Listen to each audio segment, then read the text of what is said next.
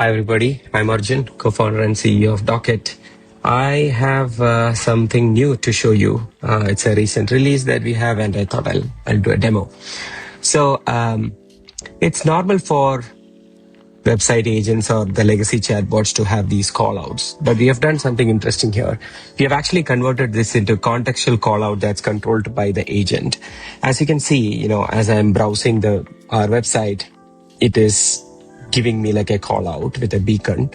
This is based on all of my interactions, all of my accounts interactions with our website so far. So it has looked at what I've done in the past, how many times I have visited, which pages that I have gone to, what conversations I have had with the agent before.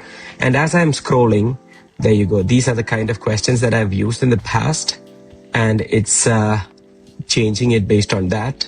And it's also changing based on the fold, like the section that I'm part of, right? Like how does Docket stay accurate? Can it use newly added content? You can keep scrolling and it changes. Now, if let's say I open like a new window. So I'm gonna put that to the right half and this into the left half.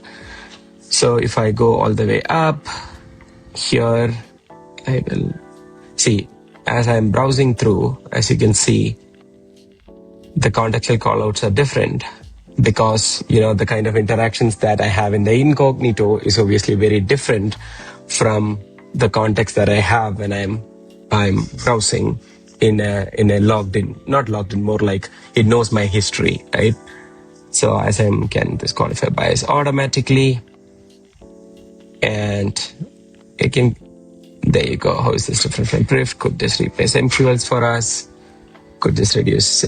You see, right? It's changing and it's based on the context. What we have seen is once we released it to a few customers last week, the engagement has gone 1.7 times.